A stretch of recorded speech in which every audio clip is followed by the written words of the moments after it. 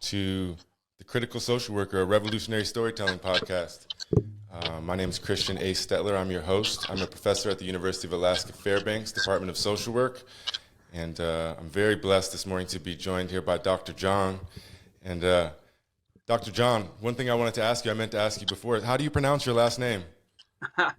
It's Hausdoerffer. Hausdoerffer? You got it. I think I would have been pretty close. I just wanted to make sure. Yeah, I think so.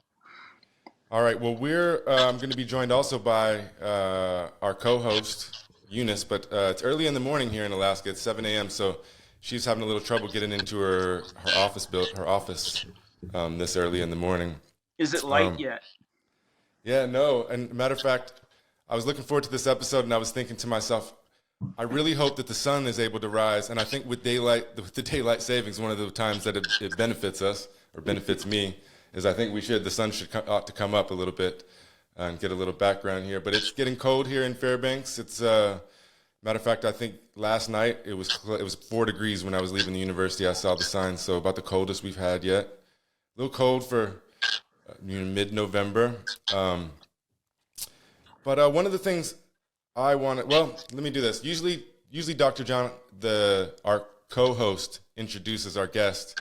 But with Eunice running a little bit late, I was wondering if I might just give you the opportunity to introduce yourself. Well, yeah. My name's John Hausdoerffer. I was born and raised in Clinton, New Jersey, which is kind of a more rural part of the state. And in the early 90s, I moved west, right here to Gunnison, Colorado. And I still live in the Gunnison Crested Butte area, teaching at my alma mater, Western Colorado University. I've been teaching here now. I think this is my 22nd year. I'm now in the Department of Philosophy. And what I work on is the intersection of environmental philosophy and social justice. So I have a number of books by myself and with my co-editors on that intersection. Catlin's Lament, Wildness, What Kind of Ancestry Do You Want to Be, and Kinship. Working a lot with the Center for Humans and Nature out of the Chicago area. We're putting out a new collection called Elementals next fall, which is a re-examination of the elements of earth, air, fire, water from a kinship perspective. So that's my work. Currently, I'm teaching history of philosophy of science, and epistemology at Western, and loving it. Yeah, well, I can't wait to get down and talk about all the, you gave us several things to talk about right there in the intro. And I was thinking we could start here with this book. It's from a series that I got a couple years ago, I think, just before Christmas, about 2 years ago, I think. And it's a series. It's a 5-book series. It's called Kinship: Belonging in a World of Relations. I'd show you the rest, but they're in my office at work.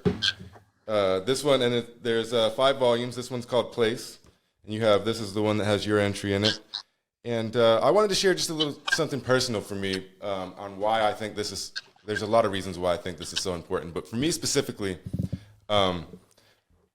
especially when we're talking about place. I'm 41 now, but before my 40th birthday, I had this big time of reflection, approaching this middle-age number. And one of the things that I did is I reflected on all the different places that I had lived before. And I'm 41, so I would have been still 39 at the time. But I had counted the houses that I had lived in, and I had lived in 44 houses or apartments or whatever in 39 years, almost 40 years. And I don't think this was intentional, but me and my wife's wedding ring, on the inside of them, it says "on a move."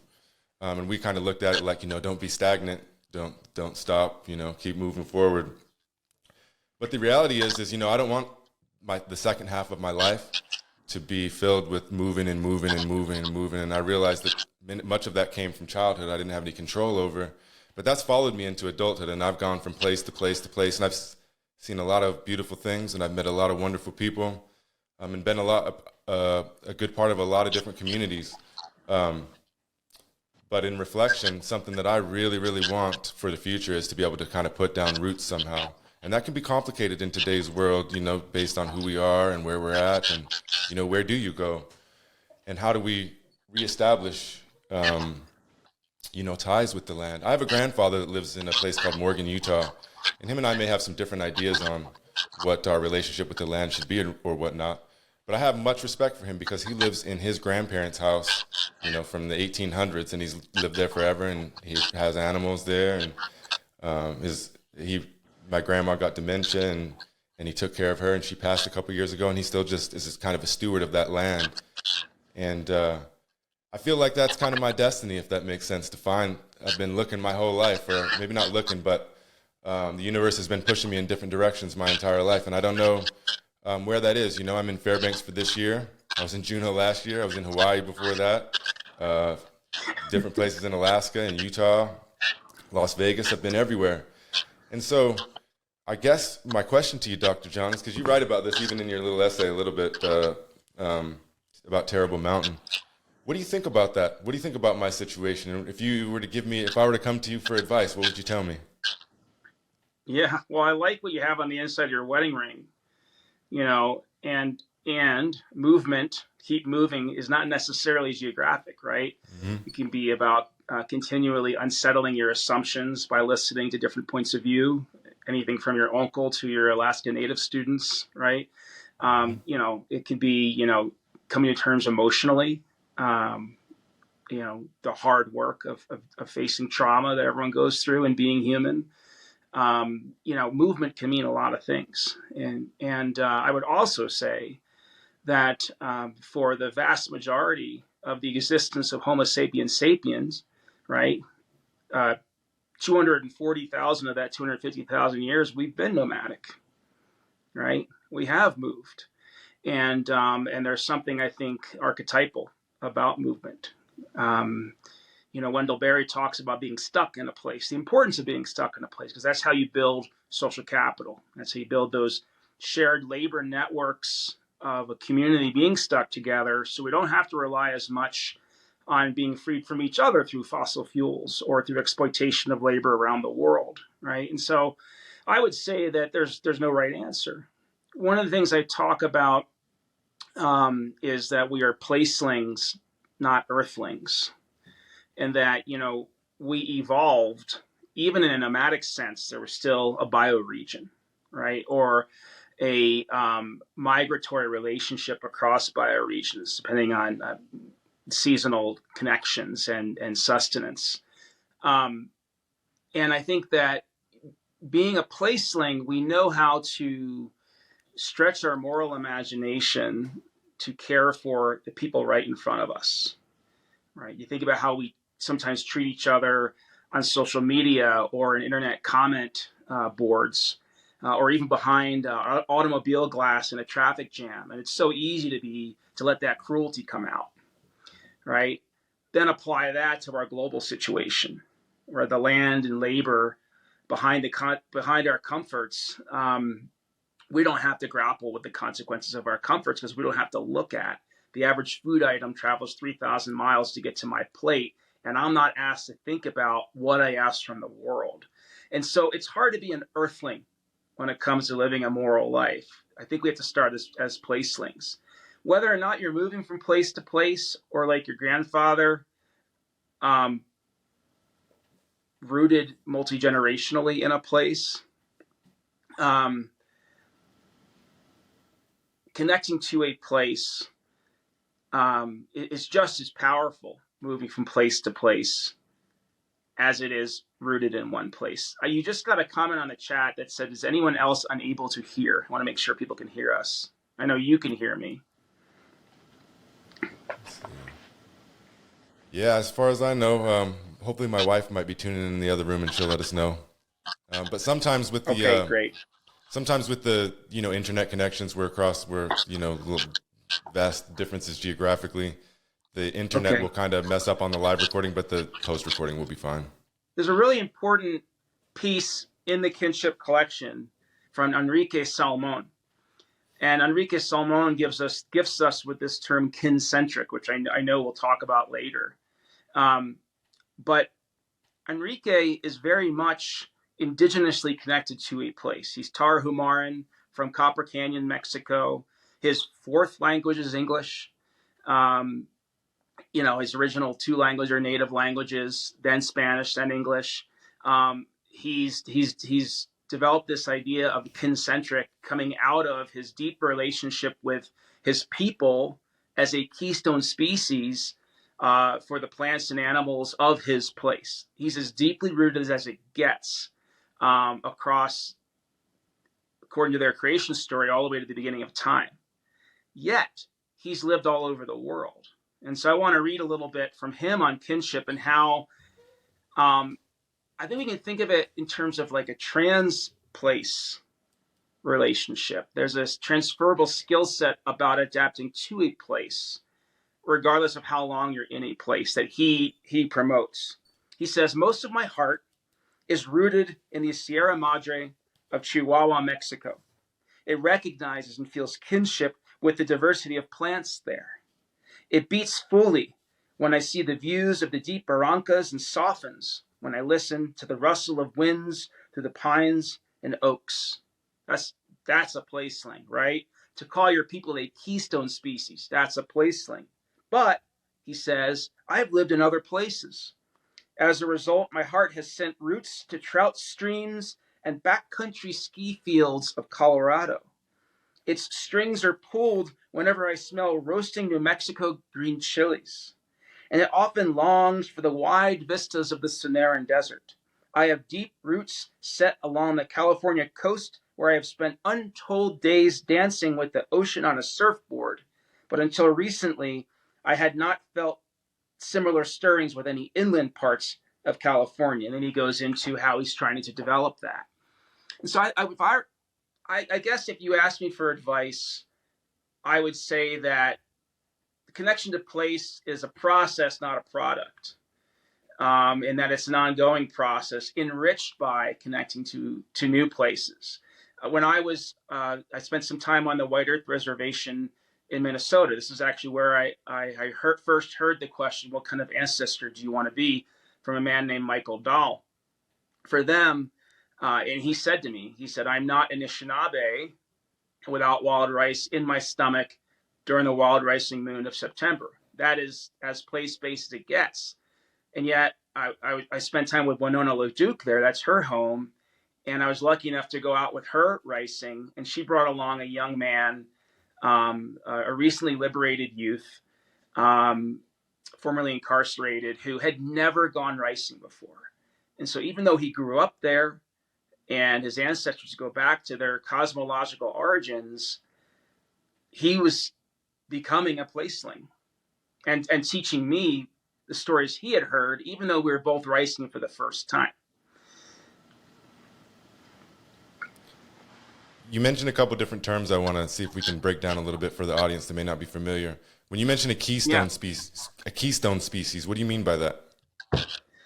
Well, ecologically, we tend to think of keystone species in a non-human sense, right? So a classic one would be the buffalo for the prairie. We know that prior to settlement, the prairie had 250 species of plants per acre. That's impossible without the buffalo, because the buffalo was constantly turning that soil, 30 million buffalo running back and forth, fertilizing it, right? And enabling that plant biodiversity. A prairie dog is a keystone species, digging its hole for its habitat. It provides habitat for other small rodents, animals, insects that allows there to be prey for coyotes, raptors, etc.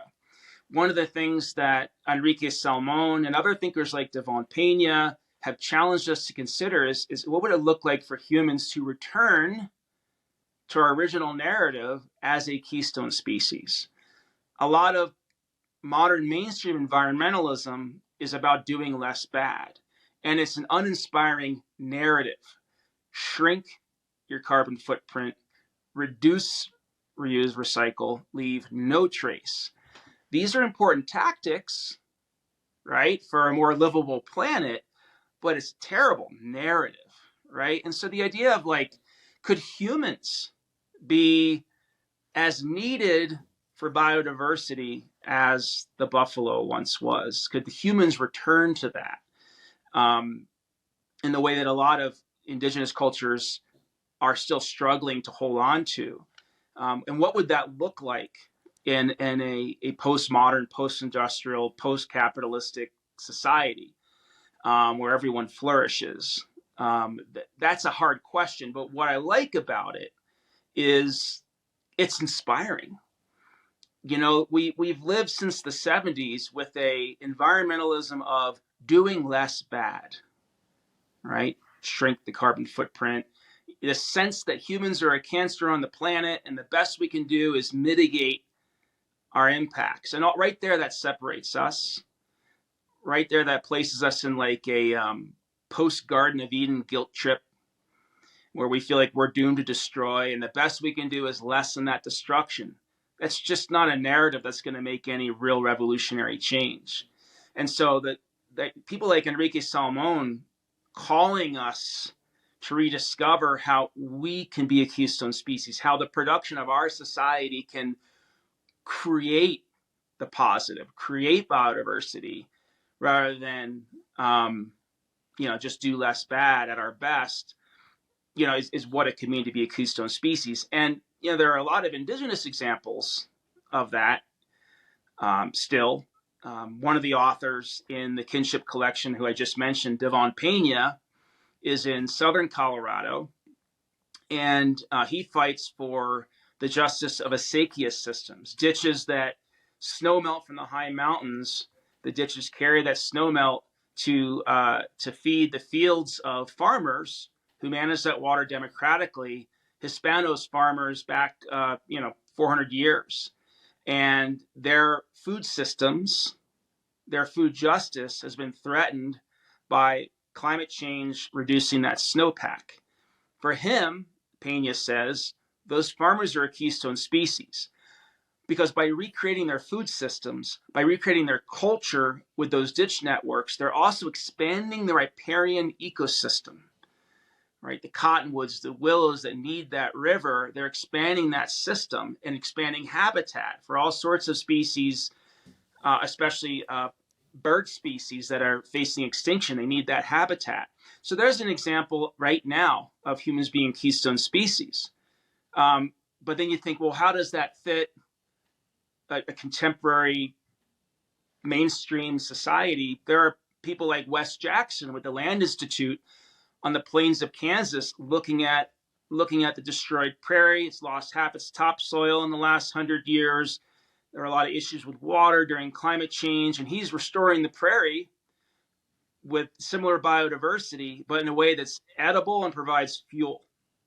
And Patagonia has picked up and started selling one of the sort of grains that comes out of that perennial system. And so there's architects looking at how can a building fulfill the function of a tree. So we have buildings like trees, cities like forests. So there are a lot of ways in which this reimagining of humans as a keystone species, rather than just how can we do less bad, there are a lot of ways in which that's pushing people in all areas of environmentalism: food, building, justice. And to move us in that direction, do you think what does it take? Is it the first step a shift in perspective?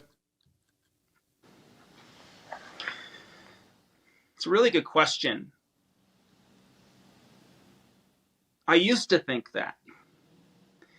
And it's funny I say this as in a philosophy department, but I'm no longer convinced that a change in values results in a change in behavior. I think that the shift in perspective needs to be experienced through a more joyful life. Like, straight up, Devon Pena's food tastes better than what I can get from the store. The feast they have after the annual ditch cleaning is a heck of a lot more fun than me pushing my shopping cart through the store. Wes Jackson's perennial polycultural restored prairie is so much more beautiful to walk through than a wheat field. The workers in William McDonough's factory that has a living roof and generates more energy than it uses through solar and has cleaner water going out than going in through wetlands restored around the building, report a higher level of happiness in the workplace. Then I think the shift in perspective emerges from just living a more joyful life, from a more resilient way of being.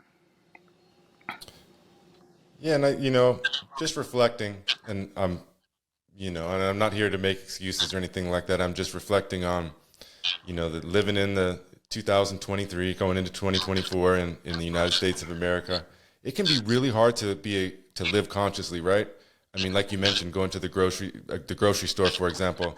I have a family, I got to go there all the time, and it's hard for me because, I've been conditioned my entire life from the food that I, grew up eating. To everything that's presented to me through advertisements, the things I have to walk past in the grocery store. And even thinking about reducing plastic and stuff, it's so hard because almost everything, even the healthy food, right, it comes in plastic. One thing I'll say is I was it burdened me just temporarily, but when I first got up here to the university a couple months ago, I was really thirsty. I needed a bottle of water, and I found they didn't sell them anywhere on campus. You had to, use reusable water bottles. But it can be hard, and we're also another thing that I think prevents us from conscious living is we're so damn busy all the time, and we have so many obligations. We got to pay the bills.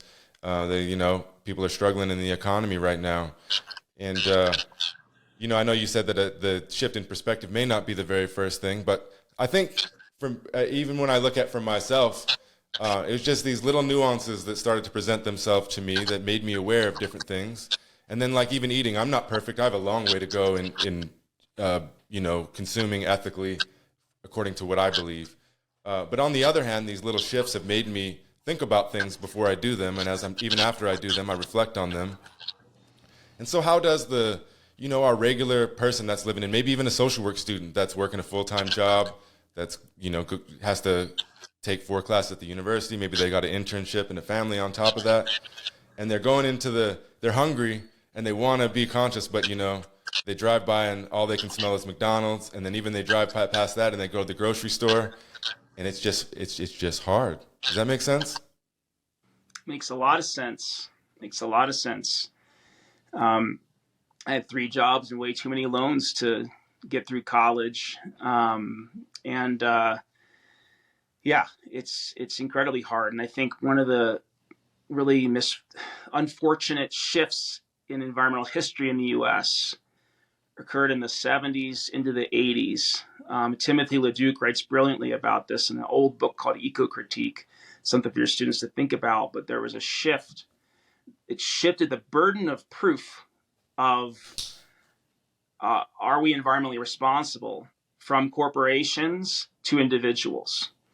And if you look at the late 60s, early 70s, you see the Clean Water Act, you see the Clean Air Act, you see the Endangered Species Act, right? And you see NEPA.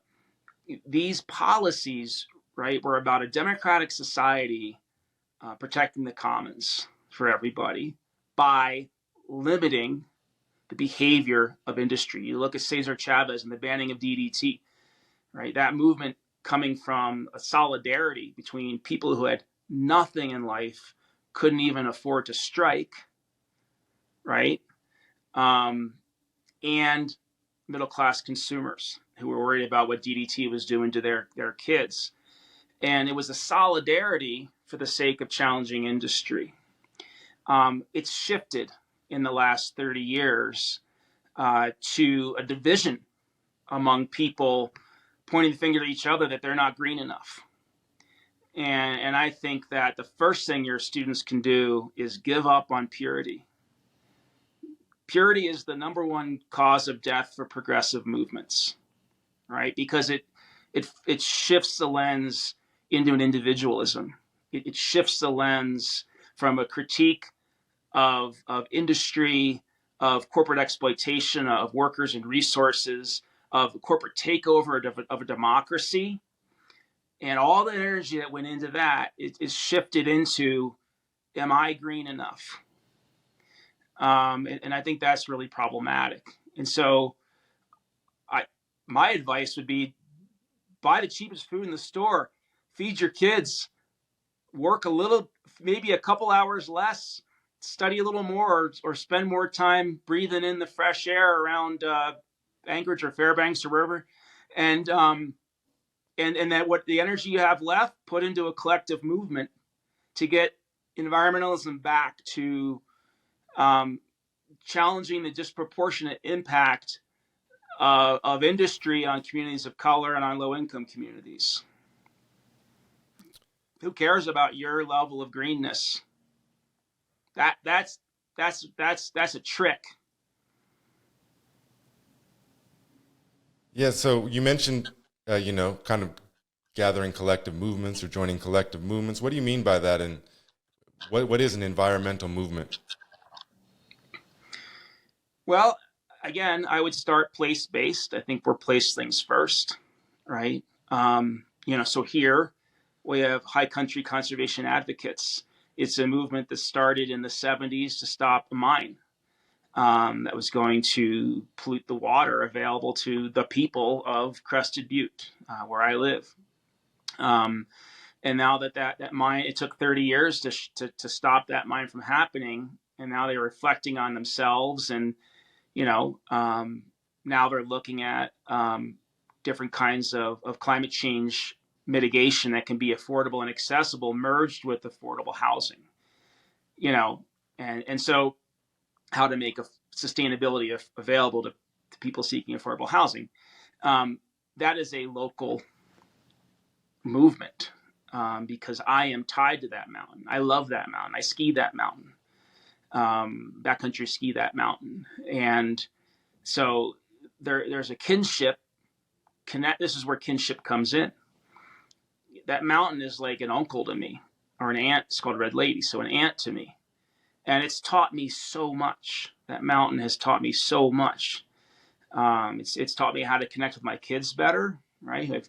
I've taken skiing there and taught them about where their water comes from and where all the West waters come from. It helped me teach them about what's downstream ecologically and socially. I brought my students up there and talked to them about social justice responsibilities of living at the headwaters.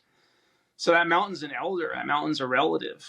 And so that kinship connection with that mountain made it clear as day which organization to participate in, and to spend my energy on that rather than, should I spend twice as much money on this jar of organic spaghetti sauce?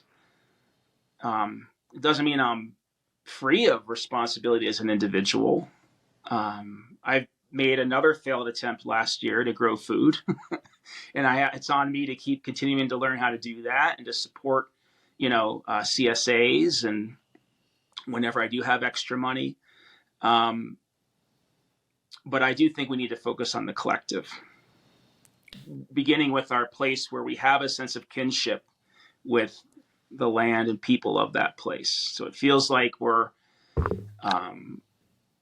partnering with a relative rather than just sort of giving money to the Sierra Club and buying an electric car and going into debt, or feeling guilty that we can't do those things. Hi, Well, looks Eunice. like we're joined by Eunice. I just want to say hello. Good morning, Eunice. Good morning. And although I've introduced you on email, Eunice, Dr. John, Eunice. Hi, Hello. Eunice.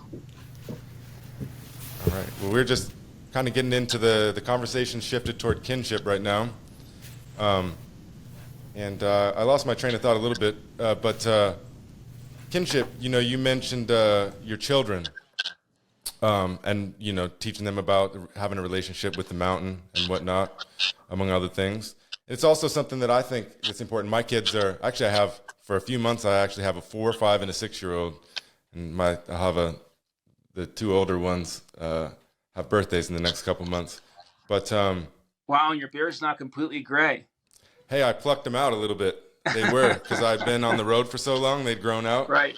And at first I was thinking to myself, because I read a lot of things, let the gray hairs grow and let them grow. And I believe in that as well. But I looked in the mirror about a week ago and I was like, I'm not quite ready yet. I'm going to be not gray for just a little while longer. And luckily my head is not there. Yeah. But sorry, you have a 4-year-old, a 5-year-old, a 6-year-old. Yeah. And I think about the same thing. Like, how do I teach them these things? Because it can be so counterintuitive. And I just want to give a story.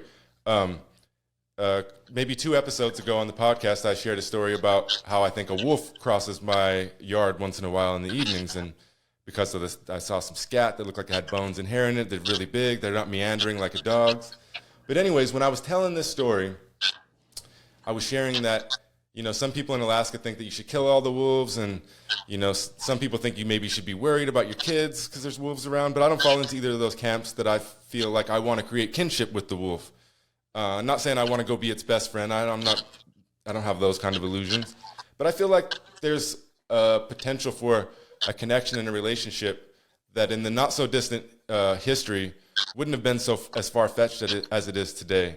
But the thing I want to ask you about is, I felt so insecure talking about it. Even though it's what I believe, it's kind of like this thing, like the rest of the world is going to laugh at me, you dumbass, for you can't have a relationship with a wolf, and even like I've seen like little clips of Joe Rogan talking about bears and wolves and stuff, and he just talks about them as giant marauding animals that are calorie machines looking for calories. And I don't know, I want my kids to be different. I want them to look at the world differently, and I know that they will because they have a much different upbringing than I did. But what is your approach? How do you navigate that area with your children and with just engaging with the world in general? Do you ever feel the way that I described, like insecure about it, or? Yeah, I think what you're really asking about is how do we give ourselves permission to talk in a relational way about wildlife without feeling nervous that we sound hippy skippy or too mystical and are not taken seriously. And I think the way to look at it is, whether we know it or not, whether we like it or not, we're in a relationship with all beings. That's in fact the most real way to speak, and that the illusion of humans being separate from the more than human world is the least real way to talk and the most ridiculous way to talk. And so I take confidence in that. The Vietnamese Buddhist Thich Nhat Hanh had a concept called interbeing. And in his book, The Heart of Understanding, you're looking at paper, obviously, because it's a book. And he says, everything is in this piece of paper, right? The tree that was logged for it, the sun, the clouds, the rain, atmospheric conditions that went into its nutrients, what's in the soil, the logger, the wheat the logger needed for calories. Like, you cannot find anything that's not in this paper, including my mind and your mind, because our ideas are being exchanged right now. And so we exist in interbeing. And what Thich Nhat Hanh says, and he deliberately says this, Christian, he says, that may sound crazy at first, but it's actually on a material level the most real way to talk about the world, that everything is in everything. And I think once we just recognize that, like, we're just being real, you give yourself permission to say, I'm always and already a relative to everything. You think about, Enrique Salmon talks about this in Kinship. He said that for him, the pandemic was just further evidence that we all share the same breath. That's not some wild 60s Berkeley idea. Like, literally, we share the same breath. And it's sad that it takes a pandemic to be reminded of that, because it really is a joyful fact. And so I just, that's all I say to myself is, like, I'm just going to be real. Like, reality is where we should live. And we need a narrative that reflects that reality. Yeah, and you just made me think of a little story. You're talking about the pandemic. I was on the island of Oahu with my family, and we were in at that time, we were living in a high rise just outside of Waikiki, so like the Las Vegas Strip of Hawaii. And there were a lot of rules when the pandemic hit in Hawaii. You weren't allowed to go outside. I mean, so you weren't allowed to, congregate outside or go to the parks or anything like that, which can be really hard when, you live somewhere like that, especially with children. But the one thing that you could do that they couldn't take away by law was you were allowed to traverse anywhere to go to the water. And we Hmm.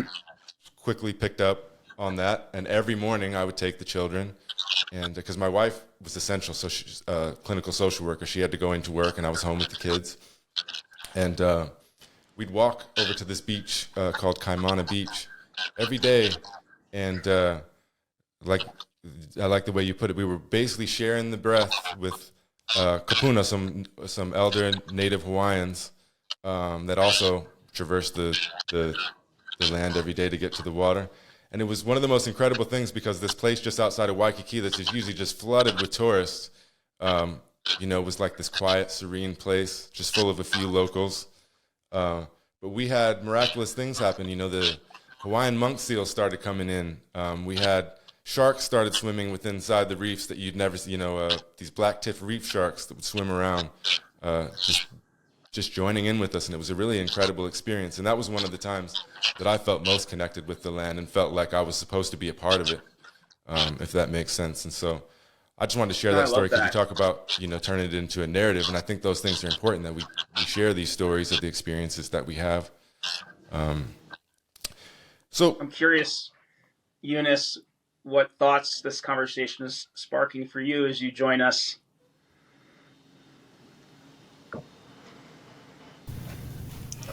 Um, I'm listening and I'm thinking about everything that I do um, to have that connection to the land, to the water, um, to the air, and then I regenerate after a day's work by going to the water. I'm the tree line is right there. The mountains are there. I'm surrounded by mountains, and growing up, I was taught to respect your surroundings, respect your environment. My parents didn't use that word, of course, because I was a young child, but they said you respect everything that surrounds you. You respect the water, you respect the animals. And I'm thinking, as I'm listening to the conversation, my tribe consists of clans: dog, salmon, wolf, eagle, raven, animals. The lower 48 uh, tribes, their names are like Crazy Wolf, um, Dreamcatcher. There are so many names that they have that depict animals or the environment, the sky, um, that connection with everything that surrounds us. And how I recharge my batteries after a day's work doing, I do Indian child welfare for my tribe. Wow. And I, before that, I was a drug and alcohol counselor at an inpatient program for the Southeast Alaska Regional Health Consortium, um, acronym search, and they shut the program down just a little over 10 years ago, April 29th, 2013. I'd worked there for 7 years, and we served people from the southernmost tip of Alaska, which is Metlakatla, to the northernmost, which is Barrow. Um, and it was amazing. Wow. The best place that I ever worked at, the best experience I'd ever had, and the most healthiest. And the connection, spiritual, physical, it was all there. And it sounds like it required recharge from, and water does that for you. The first question that I was asked in the interview was, what do you do for self-care? Wow, that's a good employer. What was your answer? Wow, is that too private? No, it was, I connect with the land and the sea, and I also used to jog every day. When I would go jogging, I would go on the land and not the cement, for two reasons: to preserve my knees, and I just love that connection with the land. And I would go jogging for a mile or two, and it seemed like everything that day just lifted. It was all gone, and I could go home to my family and not take anything with me. And healthy boundaries. You never talked about your work. Confidentiality was priority. And we would tell clients during a session, we had anywhere from 10 to 15 clients in a session. It was 7-week sessions. And when they would level up and go out on weekend passes for 4 hours or such, we would tell them, Sitgo is a small community. You're bound to run into us. We aren't going to initiate a hello to you, but if you say hello to us, we will acknowledge that. Your confidentiality is of utmost importance to us. Everyone knows us. Everyone knows where we work. Everyone knows what we do, so we won't initiate any contact. And it's not that we're ignoring you. We're respecting your confidentiality, your privacy. And we took them out on outings. We would take them out to, there were so many places to go hiking in Sitka that we would take them so they could continue to have their connection with the land, the water, just their surroundings. Did you find that in recovery, in your recovery methodology, that reconnection with land, water, place was helpful? Yes. And they talked about it. They talked about it in group settings. We had group settings, and then I would have one-on-one sessions with my client, and many times it was a dual diagnosis. Many times we would connect them with a therapist, and behavioral health was right there. There was always openings with a clinician should anyone who came to the inpatient program had that connection with a therapist, a clinician, and many of them did. I don't want to put words in your mouth. What I'm hearing in connection with the kinship collection is this, what I found in a lot of the essays, and people from all over the world contributed. Many global cultures, including indigenous cultures from around the world, contributed, and there's incredible diversity across those contributions. One of the things that I found consistently throughout, though, was this notion of like kinship between people is strengthened when formed through kinship with land together. And I'm curious if not only did reconnecting, remembering, re-member, right? Remembering that connection with the land was, I'm curious if that was not just helpful for their drug and alcohol recovery, but in you forming kinship and trust with them?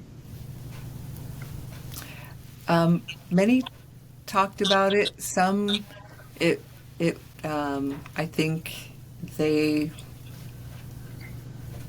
weren't sure how to put into words that connection, but many of them came from small villages. Some of them came from where I'm at. I'm in Juneau right now. They came from all over, and some of them recognized that they did have this kinship, and they were taught at a young age, like I was, that we are connected. We are all connected. And when you and Christian were talking earlier, I heard you talk about our kinship to our surroundings. And, and I connected that with people. Often I will hear, we may be of different color, but we all bleed the same color blood. Mm. Mm. It makes me think about something that I've been wanting to ask both of you, because I think we have different perspectives on here. But I know we're mostly talking about kinship with the natural environment. But I also wonder about kinship between human beings and those of us that come from different backgrounds and different cultures. I think Eunice, you have a unique perspective as that you're connected to your ancestral homelands, and you've had obviously a lot of different people have moved into those lands over time. And matter of fact, I don't think when I looked at where the house I had in Auk Bay, I was looking at it, and that used to be the Tlingit land, and that it said that some settlers or somebody, the government came and told them that they needed to go if they didn't want trouble, and so they moved out of the area.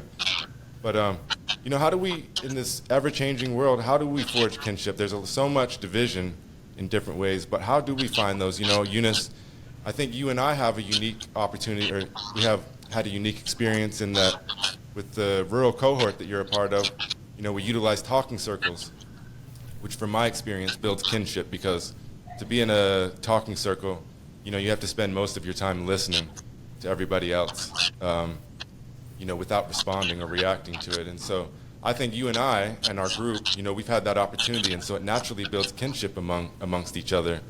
But I was wondering, what do you think about that, Eunice? How do you feel about that again, like still being tied to your ancestral homelands?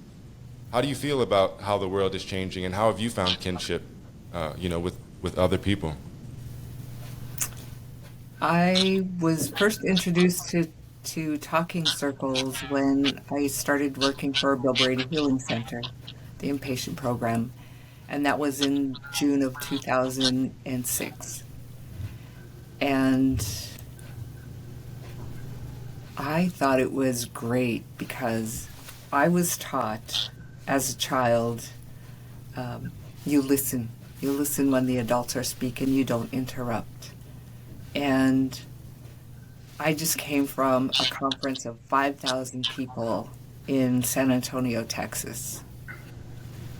And I struggle in big settings where everyone is talking.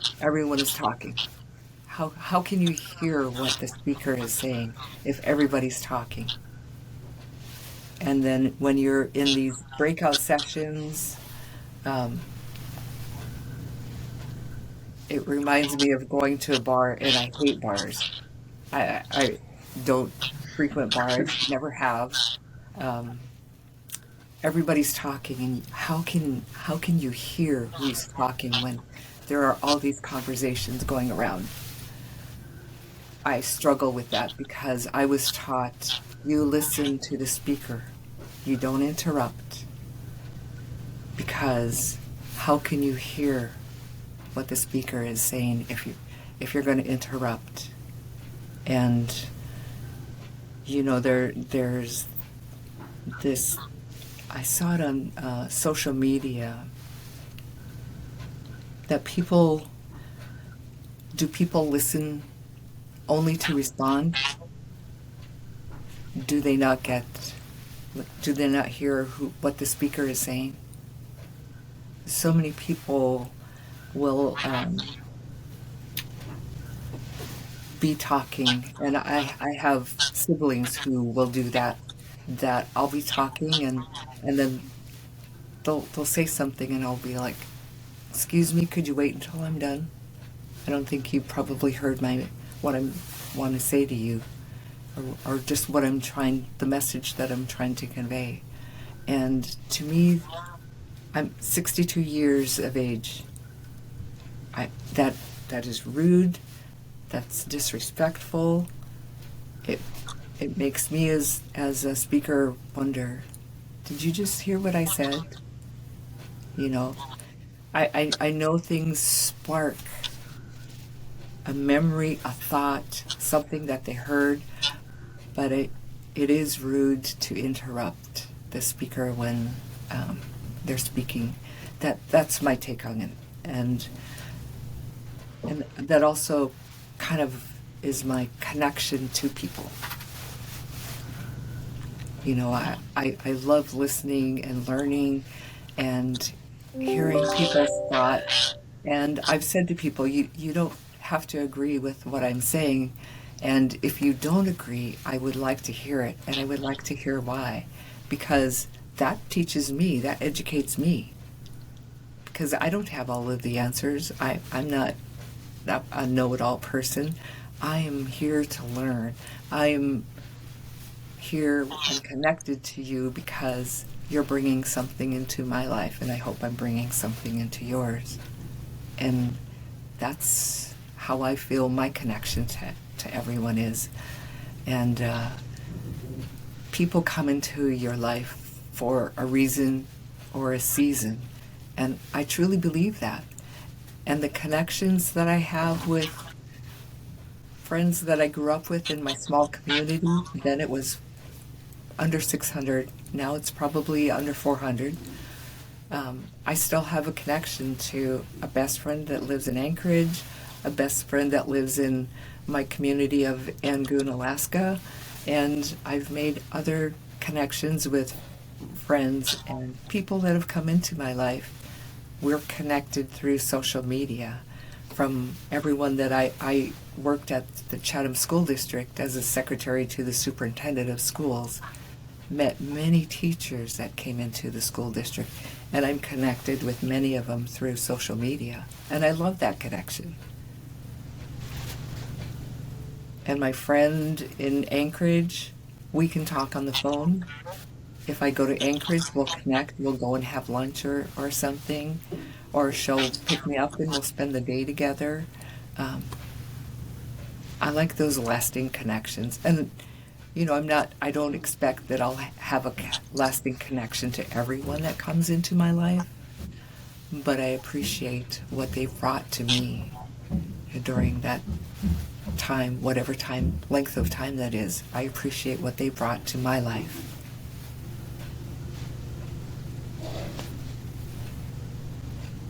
What about you, Dr. John? You have any thoughts? You obviously have allyship with many different Indigenous folks just from the books that you've co-edited. You have any thoughts on that? How have you created kinship?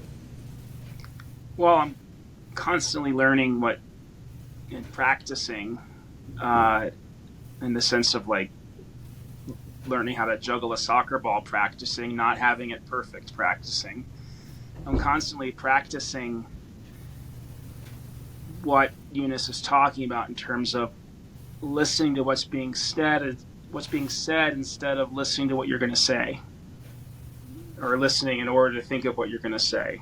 You know, and I knew I was going to say that when Eunice was done speaking, so it was kind of ironic. I was like trying to listen for the sake of what's being said while also thinking I would say that.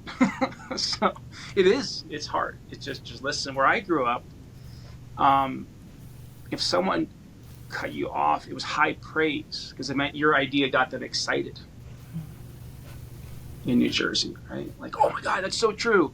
You know, and there's this sort of dialectical energy that can come from that. And as I moved west 32 years ago and began the lifelong journey of partnering and trying to be an ally in Indigenous communities, I've step farther and farther away from cutting someone off as a compliment. I think when you talk about connection, Eunice, I really liked that. And in the Kinship collection, Robin Wall Kimmerer, who a Potawatomi botanist, she says that in her language, so in English, she said English is 30% verbs, 70% nouns. And Potawatomi, she said it's flipped. It's 70% verbs, 30% nouns. And so she said, for her, when I say tree, she says to be treeing. And so I actually, in an hour, I have a class where we're reading an essay by Robin Wall Kimmerer where she talks about this, and we're going to go outside and attempt to have a conversation for an hour where 70% of our words are verbs. And it's just a whole nother way of creating interaction between humans and more than humans, of animating the beings around us to, I think, just linguistically to push us to listen, not just to each other, but to the more than human world that be treeing. The other thing is that the word kin, Robin says, should be kinning. We are not kin, we are kinning. And so you were kinning in San Antonio. We are kinning right now. And Robin says two things are important to her in kinning. One is attention, and that's what Eunice, I think, is getting at, is attention. Attending to the full being of someone in front of you, or something, anything with personhood around you, attention. And she said that attention at its best leads to gratitude, and gratitude leads to reciprocity, which is kinning. And so sometimes I wish we had named the book series Kinning instead of Kinship. It's a powerful word. I'm just beginning to understand it. I want to add to that, when my father was teaching me, he would say, you think about your words before they come out of your mouth. And many times the Tlingit people, the Haida, and even our northern friends, the Yupik, the Inupiaq, they talk slow and with purpose because they think about the words that they're going to say before they come out of their mouth, before they express what they want to express. And they're perceived as either slow, not intelligent, or they may have some kind of mental disability. And many times when I worked at the treatment program and we would have treatment team and we would talk about where our client is, are they making progress in their case plan they developed, or are they at a plateau, or are they not making progress? And we had a few non-native counselors who would say, I wonder if they have a mental disability because they seem kind of slow, and not making eye contact was one of the things that my people did. We didn't make eye contact because that was considered disrespectful. That was another misperception that Western society had of our people. Not making contact, not responding quickly, because the words that wanted to be expressed, we didn't want to say something that would offend And so I think we're kind of losing that today. I don't think that many of the Tlingit people, our younger generations coming up, are being really westernized. They used to send us out to boarding schools. There's so much trauma that many of us who are helpers, who are going to school to be recognized in the Western world. And there's so much generational trauma that we hope to overcome to get our people back to being healthy beings of the world, being contributors, being stewards of the land. And I see in the work that I do and the many different hats that I wear,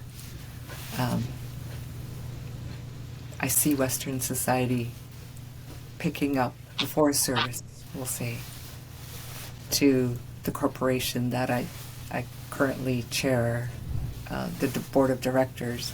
I'm inundated with emails a lot, and and this thing of modern technology, remembering passwords for this. I have a password for my employer, I have a password for my corporation, I have a password for my personal email, I have a password for UAF, and then the many other technology connections with the regional corporation. It's just like ongoing. Having to adjust to living this way of life. And sometimes we can, that can be pretty surmountable. So I go back to making my connection every day when I'm done at work. I have to do this for the corporation. I'm hopefully in my finals for my education journey, and and then I have my family. I'm trying to. I'm not trying. I'm working at connecting all of my nephews and nieces with their family, and hopefully connecting them with the land. And when I sometimes feel overwhelmed, then I look to my ancestors. And I have that connection with my ancestors. And I know they are right here beside me. They're right here guiding me because of the words that my father said to me. And I sometimes wonder if our children, no matter what color, no matter what part of the earth they're at, what continent, if they're not getting that, who are your ancestors? Who do you look to? How are you connected to your ancestors? Because they were strong, they were solid, their roots, like a tree, went deep into the earth. There was that connection. They had a connection with the water. The warriors of the Tlinkits would sit in the water year-round and in the wintertime and be strong in that way. That was their connection to the water. That was one of the connections. And I think we're starting to lose that. Imagine how the world would be today if the dominant society that came in would have taken everything they can from each indigenous people. Would we all be dependent on pharmaceuticals because we had so much medicine that we made, that was made from plants? Wouldn't we all be healthier if we took the knowledge from all of these indigenous folks, no matter what continent they were from? Africa, the United States, Japan.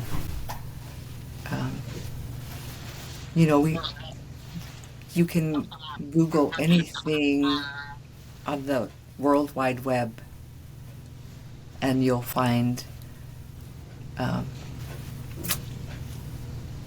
different peoples putting what they have, what medicine, what have you. And here we are, we're making the biggest drug pusher in the world, pharmaceuticals.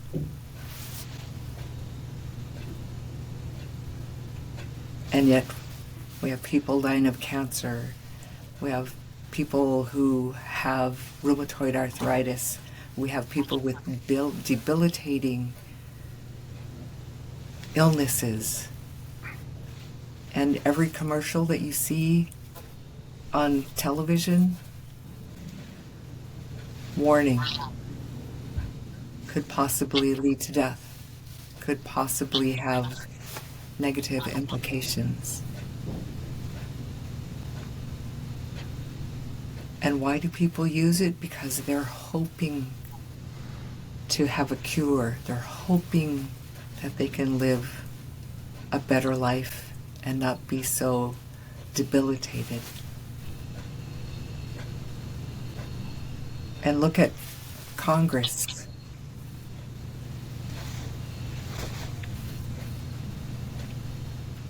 They talk about the SNAP program. They talk about what used to be food stamps, financial aid, general assistance. I used to do general assistance for the tribe. I used to process applications. How can a person, one individual, live on $421 a month when rent here in Juneau for one, even a studio, $1,100 to $1,300? How can people survive? The government talks about people being able to be self-sufficient, and yet, and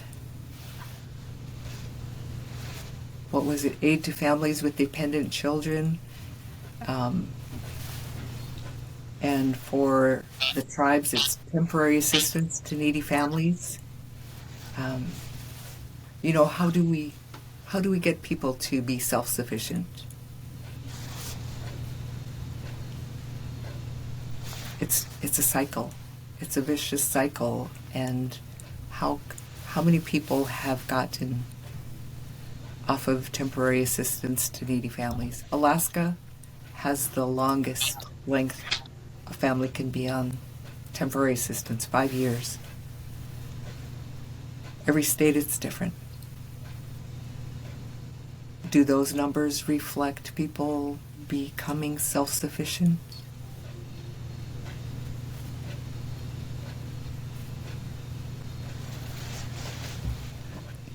I think there seems to be less of a connection with what is surrounding us.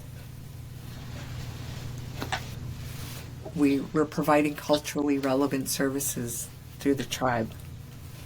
And we have 4 clinicians in the community behavioral services program, and there are always like Southeast Regional Health Consortium, their clinicians are always busy. They don't. I'm sure it's rare that they ever not have a client. How are we, as a people of the whole earth, helping people? How are we as parents, as aunties, as uncles? In my tribe, the Tlingit people, the aunties and uncles stepped in to raise the kids because it was thought the parents would be too easy on their children. I was told when one of my older siblings first had a child, you're his mom too. That's your connection with him. You have to teach him. I was 8 years old when one of my older siblings had their first child. And I had 10 siblings. And so every time one of my siblings had a child, we were like rejoicing. We were so happy. I have many other children who when they have kids, I'm that child's, I'm a grandmother to that child.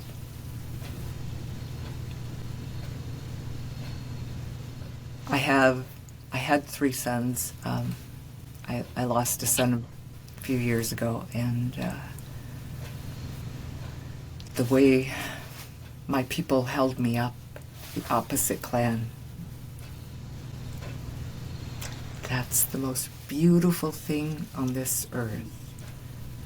It helps to heal, because you never expect that your child is going to go before you.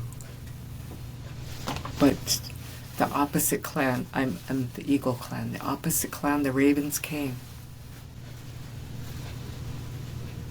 They wrapped their regalia around me to warm my heart. They held their regalia so my tears wouldn't touch the ground. They were there to help me through the worst time of my life. And they're there when you lose a mother, when you lose a father, when you lose anyone in your nuclear family. They're right there. And that's one of the wonderful things of my clan, is the way we hold each other up, the way we're connected.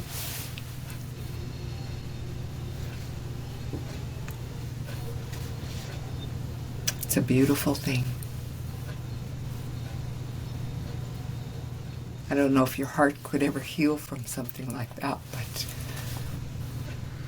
it's slowly putting my heart back together. And that's a beautiful thing, is I have my people that stood right there with me, along with my ancestors. One of my relatives and opposite clans said, when I took some of my son's remains home to Angoon, he said, "Thank you, Eunice, for bringing spirit and hope." When he was crossing over, your mom and your dad were there. Your aunties, your uncles, your great-grandparents were all there. And just like when a baby is born, how, oh, let me hold that baby. They were holding spirit. We're here. You're with us. You're safe.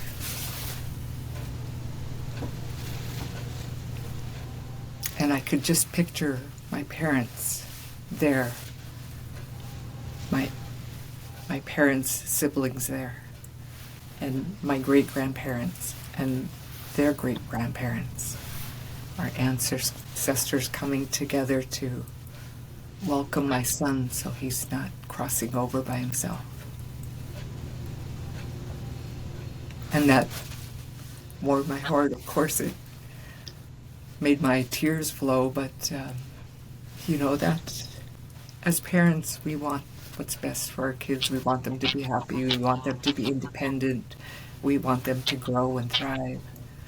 And for a parent losing a child, what better picture than that is there?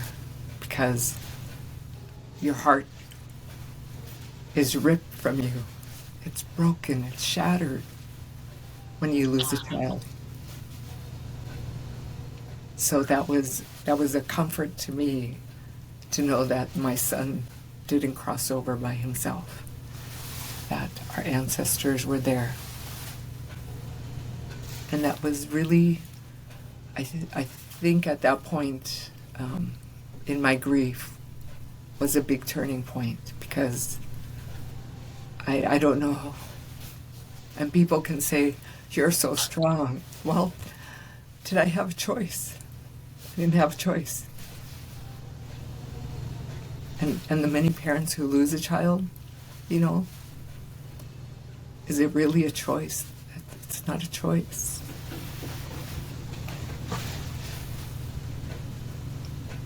But that connection that my people have, and the way that they hold each other up, is beautiful. It's a beautiful thing. It's a healing thing.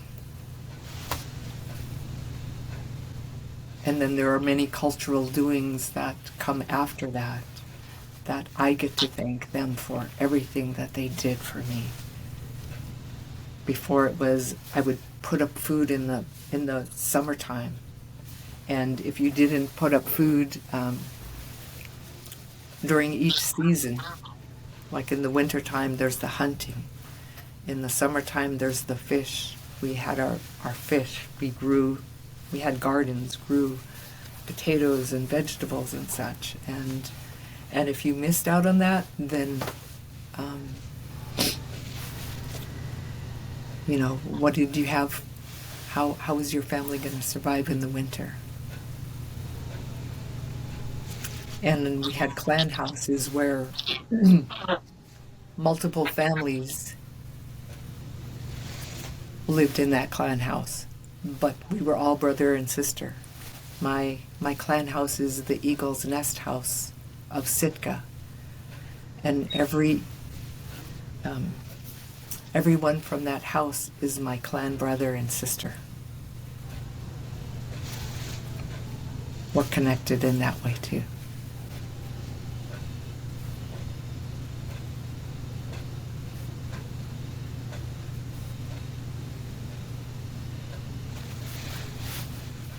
But I think I went almost all the way around from Beautiful. from what our original discussion started out being, in how we communicate and how we talk, and because we don't talk as fast as Western society, that doesn't mean we're not intelligent beings.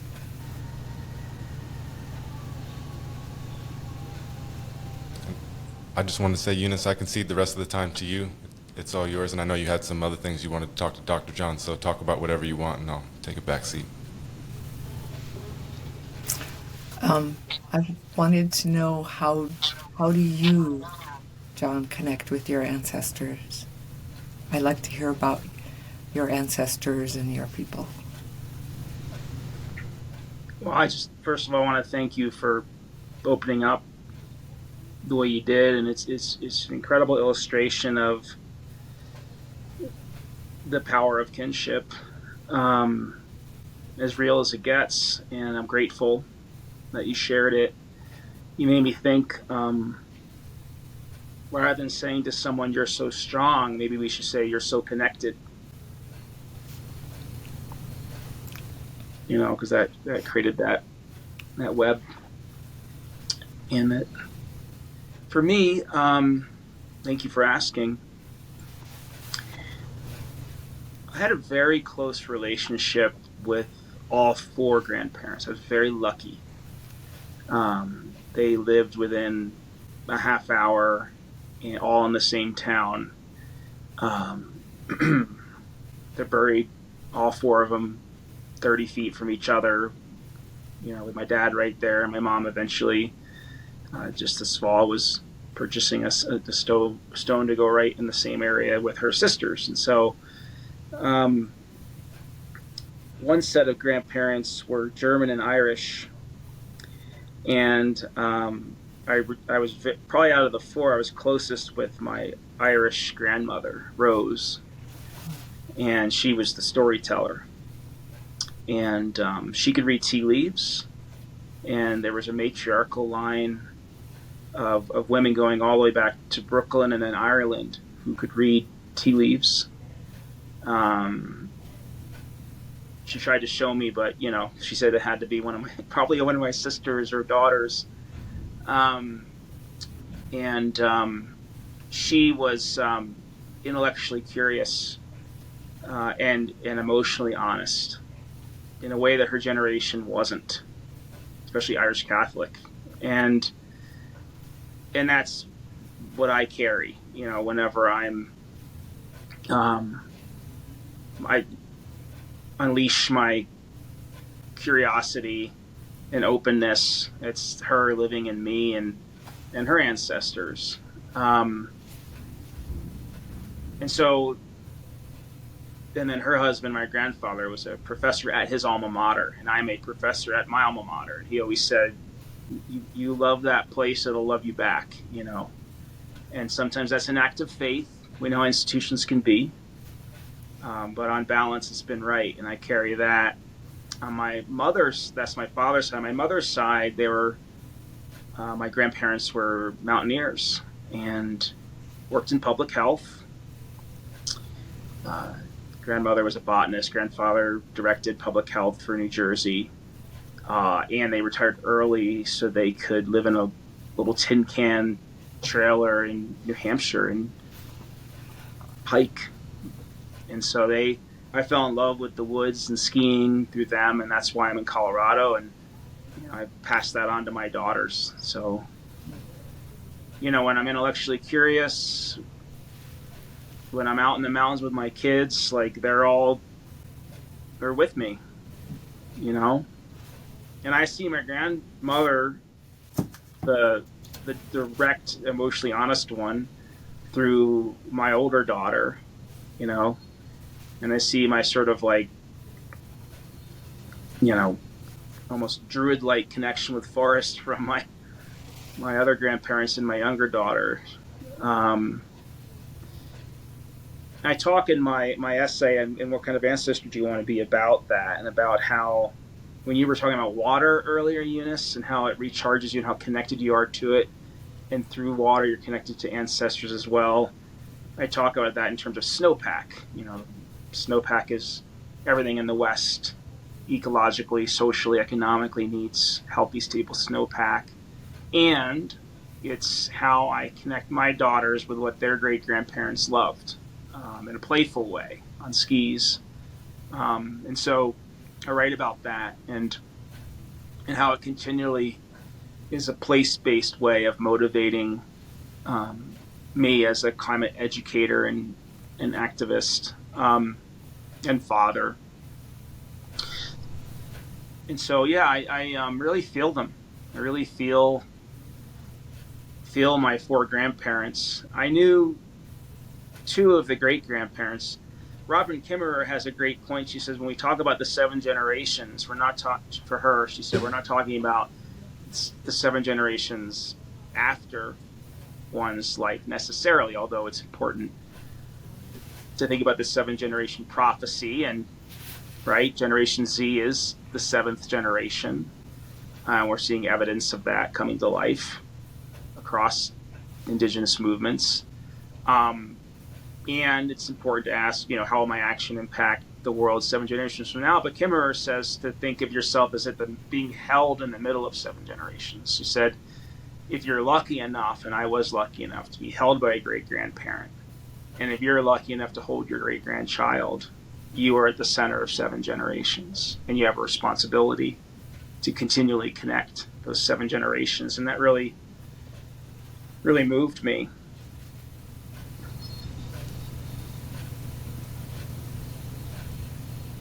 That sounds wonderful. When you were speaking, I was thinking about the word attachment. And in the West, we've become somewhat afraid of the word attachment. We sometimes see someone being attached in a relationship because we can be so individualistic. We see attachment as codependency. And while as the child of an alcoholic, codependency is real and dangerous, right? When codependency is about needing somehow desperately to enable somebody's toxic behavior, it is dangerous. But attachment, I think, should not be conflated. We need to be attached to each other. And when you talked about, the goal of self-sufficiency, I think I'd like to learn from you how do you de-individualize self-sufficiency? How do you have a kind of self-sufficiency rooted in the connectivity you were talking about, rather than self-sufficiency being a way of sort of enforcing individualism? When you help people with self-sufficiency, how do you have that connect in with kinship networks rather than being seen as like, you got this, you can do this on your own. Don't be attached. You can do this. We'll give you the resources to do this. I'm just curious what self-sufficiency looks like in your work. When I was talking about self-sufficiency and when I was doing temporary assistance, I was a workforce development specialist at the time, working with families on receiving benefits, and working with them to develop what is it that you want to do? What is it that you feel connected with? And having them say what they're interested in doing for employment so that they can be self-sufficient in their life. They can provide for their family. You have them say what they're interested in doing, and then set them up, connect them with training, with going to school, with there's such a need for different trades now. Just seeing helping them to connect in a way that their family can be self-sufficient and not have to depend on financial assistance with the tribe, or financial assistance through the state, or financial assistance through the federal government, however that is. And I think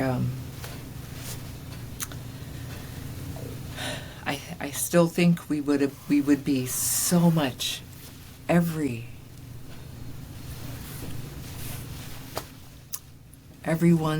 in the United States would be better off if that dominant society would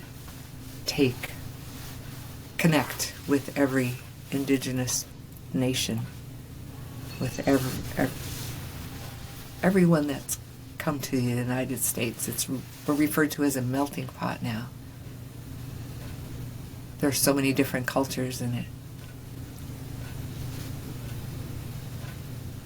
I would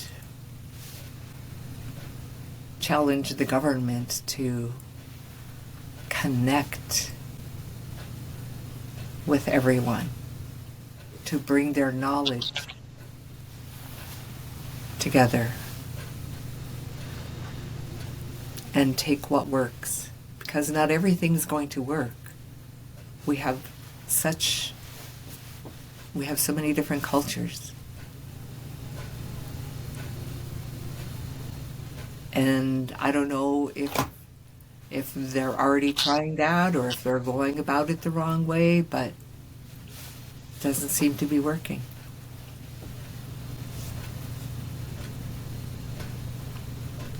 And I think we're all missing that connection.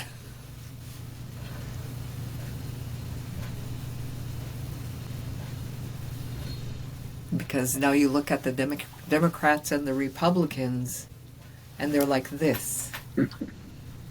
They're not like this. They're like this.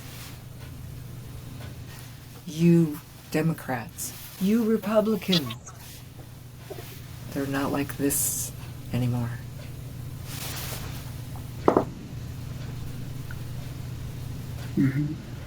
How do we get to that where everyone seems to have their own thought process, and that's not a bad thing. However, it's like coming up against a brick wall when you try to communicate your thoughts,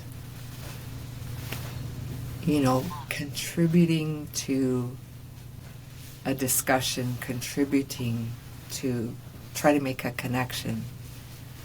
I'm right, you're wrong. You're wrong, I'm right.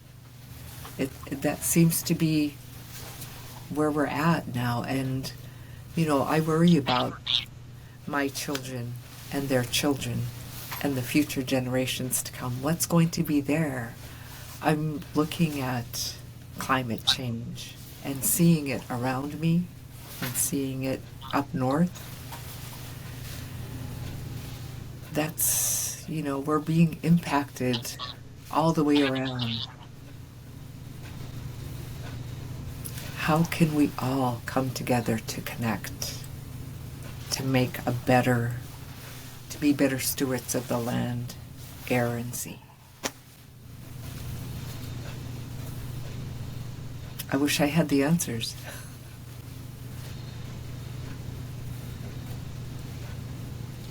Might we find the answers in the natural world? I'm pretty sure in one of the things, I can't remember which one, but that I read by Dr. John recently, I think you brought up the idea of trees and the mycelium network below. Was that you? Yeah. Yeah, I think that just seems like sometimes when we need the answers, we can look inwards, but we can also look at the natural world. And I really like that example that you used about the trees looking out for each other and using with the communication through the mycelium networks. I can't remember exactly how you described it, but I really like that. Yeah, it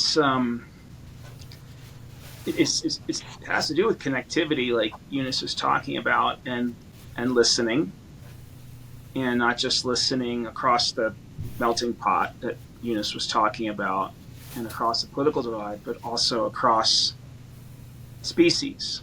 And the book The Overstory talks about Douglas fir trees, and in my piece in Kinship, I'm on the solstice skiing through Doug fir trees looking for a place to spread my brother-in-law's ashes, and on solstice eve, and I'm thinking about how Doug fir trees are relatives, are elders with something to teach me. And like Christian was just saying, what the Overstory says is that, all Doug fir trees are connected by mycelial fungal networks to exchange chemicals and energy and information. And when an elder tree dies, its final act is to send a surge of nutrients into the system. And that challenges me. I turn 50 next week. I'm thinking about hopefully another half century ahead and what values I want to bring forth. And I think, one of them is what does it mean to be a good elder? And we can ask elders, ancestors, and more than human beings. That final act of generosity within a connected system is inspiring to me. And so with the "What Kind of Ancestor Do You Want to Be" book, it starts with, well, who's asking, and who are you asking? And it starts with developing the culture of humility to listen across cultures, assumptions, linguistic discourses, narratives, and in addition to cultural humility, to develop the ecological literacy to understand how the more the human world functions, and how we're part of it, and what we have to learn from it and offer our home, our shared home. And so my whole essay in Kinship is while thinking through where best to spread these ashes, I'm thinking through my place on that mountain, my place in this universe, as a member of a community of relatives, human and more than human relatives, who are all elders to each other despite their age, despite whether or not they're living. They're all great ancestors that could be learned from. So, I think the practice of culture of humility and ecological literacy, rooted in the principle and faith and hope that every human and non-human person is always and already an ancestor with lessons to offer. That as a way to walk rather than an answer key, I think is a better path. Answer keys tend to make us look foolish. So, more interested in finding a way of being, and cultural humility, ecological literacy, and the assumption that everything I encounter is an ancestor with a lesson to start.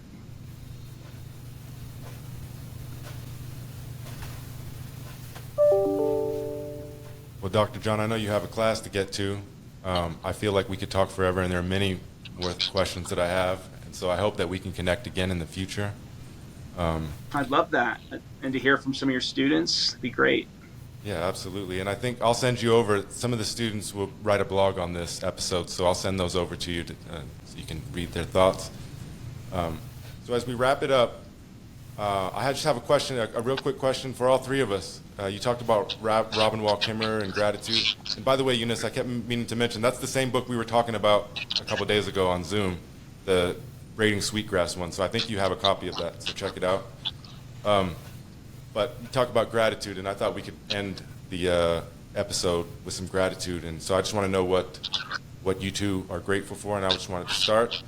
I'm grateful that I had the opportunity to connect with you two, Eunice ongoing. It's been an absolute pleasure to get to know you, and I feel, like I mentioned earlier, I definitely feel a sense of kinship that's built over the time that I've had to spend with you in the talking circles and in class.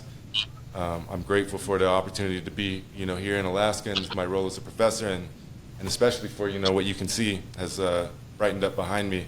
I feel extremely grateful and fortunate to have this house for the year to spend out here in the forest outside of Fairbanks. It's just an incredible experience. So Eunice, I'd like to know, what are you grateful for? Thank you for asking. I think with everything that I've been through in my lifespan, I'm just grateful for every day. I'm grateful for family. I'm grateful for all of my connections. Grateful for everything new that I can learn, and all of the knowledge that I've gained that I can use to help my people, tribal citizens, the work that I do for my tribe, and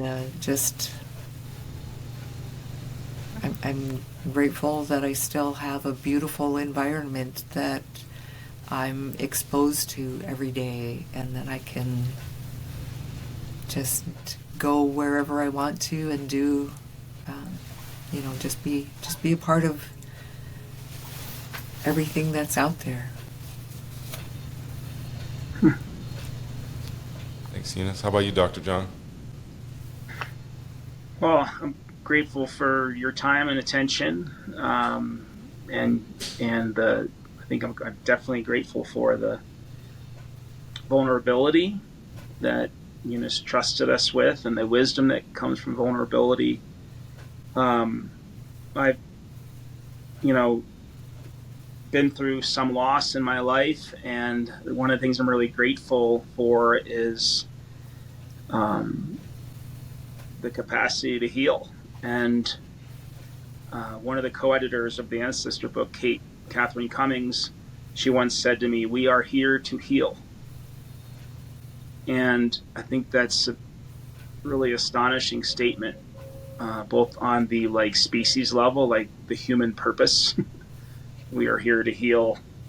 Rather than saying we're born in suffering, we say we're here to heal. And I think of that on an individual level, how my students over 25 years and what they've been through and what I've been through in my family, I'm astonished by the capacity to heal. And in ecological restoration projects I've been involved in, seeing land heal. I'm grateful for our capacity to heal. Absolutely. There's a Yupik elder that passed away a few years ago that I had the fortune of learning from for a while, named Grandmother Rita Blumenstein, and she always said that many of us, we have a hole, an H-O-L-E, within ourselves, and in order to become whole, W-H-O-L-E, to be a whole person, you got to find a way to fill that hole, and I feel like I did a little bit of that today, so I'm also grateful for that. So I'll let you go to class, Dr. John. Thank you, Eunice. Thank you, Dr. John. It's been a privilege. Like I said, I feel like the conversation could have went on all day. We probably could have 20 podcasts and still not to get to the bottom of everything. So thank you for your time. I hope that I get some more of it someday again in the future. Same here. Thank you both so much. All right. As I wrap up this episode, I want to send my deepest gratitude to Dr. John for sharing his profound insights, and to Eunice for incredible co-hosting and invaluable contributions to this episode and to our dialogue. Their wisdom, knowledge, and experience truly enriched our conversation, and I'm sure our audience gained as much as I did from this dialogue. I'm also excited to share that a day after this recording, I had the opportunity to record another episode, this time all the way with my guest tuning in all the way from New Zealand, Aotearoa, Dr. Ian Heislop, and I'm sure I botched his last name again. It doesn't roll comfortably off the tongue. Anyways, his work focuses on the intersection of social work, structural inequality, and the politics of child protection policy, especially as it pertains to New Zealand. Dr. Heislop's insights were equally enlightening, and I'll have that episode uploaded as soon as possible for you all to enjoy. Looking ahead, our next live episode will be this coming Wednesday, November 15th at 10 a.m. Alaska time. If you're in a different time zone, I'll leave the time conversion in your capable hands. Just a little bit of math, I guess, if you want to know what time it starts in your area. Anyways, our next live episode is with Haki Kweli Shakur, a conscious new African citizen and a figure deeply involved in advocating for political prisoners and engaging community activism. Haki's work spans across several organizations, including the Malcolm X grassroots movement and George Jackson University. His dedication to the New African Independence movement and his role as a researcher and historian make him a uniquely insightful guest, and I'm eager to delve into dialogue with Haki. I want to thank everyone for tuning in and being a part of the journey at A Critical Social Worker, a revolutionary storytelling podcast. Your participation, whether as listeners or active contributions, is what makes this platform so special. So thank you. And remember to catch our episodes on your favorite podcast platforms, whether that's YouTube, Apple Podcasts, Spotify, Podbean, anywhere you can find podcasts, you can find The Critical Social Worker. So remember to catch each episode, subscribe to us, and follow us on social media. You can follow UAF Department of Social Work on Facebook, or you can follow me and my wife's organization, production organization called A Conscious Party, on Instagram. Again, that's a Conscious Party. I'm not going to spell it out for you. All right, with this episode of The Critical Social Worker was recorded live on Wednesday, November 8th, 2023. Today's episode featured Dr. John Hausdoerffer, and it was hosted by Christian Ace Stettler and Eunice James.